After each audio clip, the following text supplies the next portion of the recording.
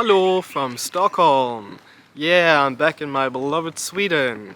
I know it doesn't look like I'm in a big city right now, I'm just in the outskirts. So yeah, I came here for my friend's wedding that took place in Malmö, which is in the south of Sweden, and I arrived in Stockholm yesterday. I actually used to come here quite a lot when I lived in Berlin, because I always kept making Swedish friends, and they invited me here, so started to really love this place and its people, a great country that cares about its people. And yeah, thought about moving here even, but yeah, ended up moving to America. Still love coming to Sweden, it's one of my happy places. And yeah, they call me the ambassador of Sweden even, so let me show you around a bit. It's not gonna be a long video, but yeah. So one of my favorite things about Stockholm is that it's surrounded by water. So you can find lakes all around the city. And in the summer, you know, before work you can just jump in, have a swim and then off to work. The summers are short, but you can have a really good summer here. Just look how beautiful this is. Isn't that absolutely stunning?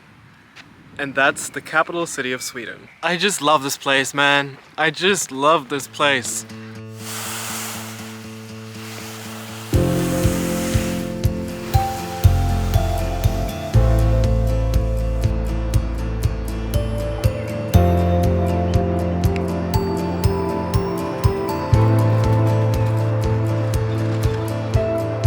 So I'm not trying to make like a Stockholm tourist guide here because that would be boring, and you can find other videos on YouTube about that. I'm just, you know, showing you my impression and why I like it here. It's definitely worth it to come to Stockholm, to Sweden in general. And now it's starting to rain again, and I'm getting all wet.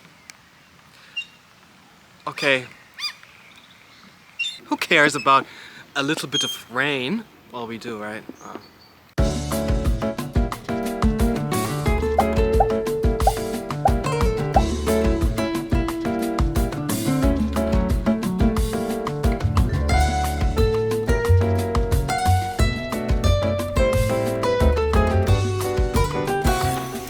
Swedish people always have knäckebröd at home.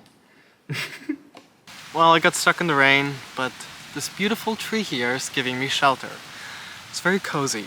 Sweden is a good example for how democratic socialism can work pretty well. You can really see it in this country, how it takes care of its people, how healthcare is free, how education is free. I mean, people here get paid for going to university. Like every student, if they get into university, they get like a monthly salary basically as a thank you for getting an education. I mean, how awesome is that? Because, you know, going to university, studying is basically a full-time job, you know? It's not, you're not doing it for fun, so why pay thousands of dollars in America for getting an education so you can work your ass off for the rest of your life?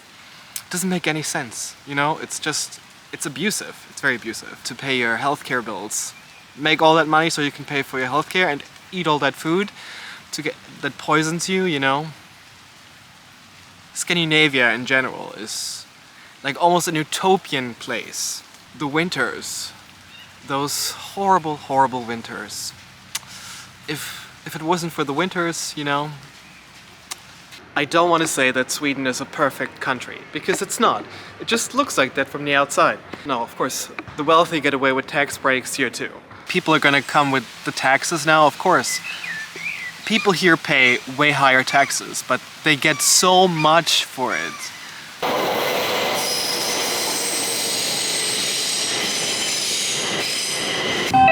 Nästa, Gamla stan. Byte till Djurgårdsfärjan.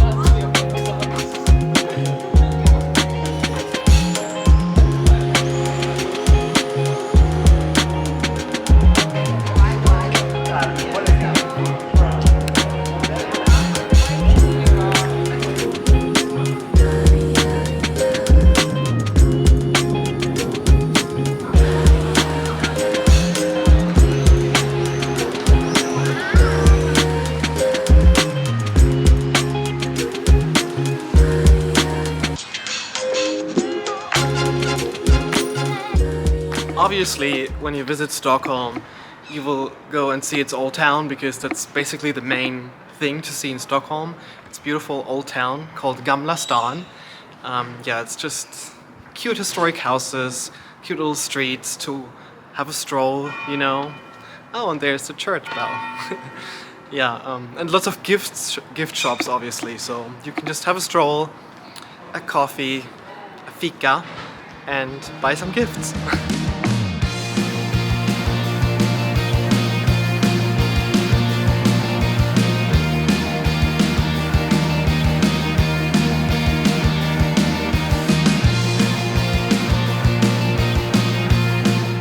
Behind me is the Stockholm City Hall, Big Dick Energy, and that's where the Nobel Prize banquet takes place.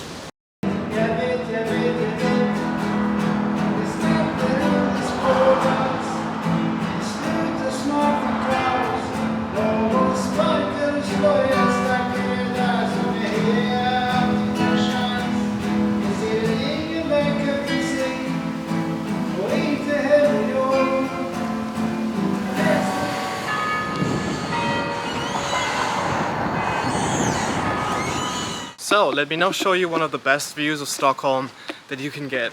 It's called Mariaberget, and there's a small park attached to it where you can just read a book or hang out with your friends and enjoy the view.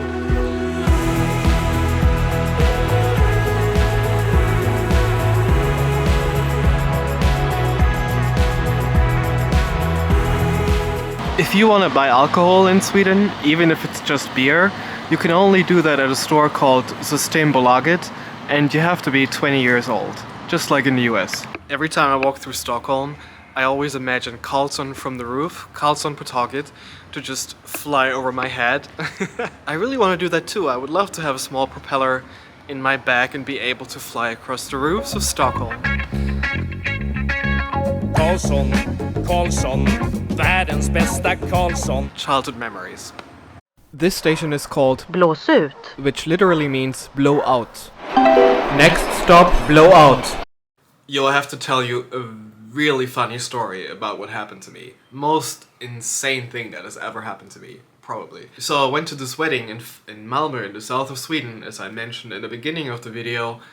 Yeah, the wedding took place further up north, like a 2-hour drive from Malmö, in a beach town called Falkenberg. It was in a barn, like in the countryside. It was a beautiful venue, really awesome party, great people. So I mixed beer and wine together and I started to feel really sick at some point. So I left the venue and I threw up in peace. Next thing I remember is I wake up at dawn. It must have been like 4:30 in the morning. I can feel the grass. I get up, look around me, and I'm like, oh my god, where am I? I'm just in this random field in Sweden. So I get up, walk towards the barn and walk around it. Everyone was gone.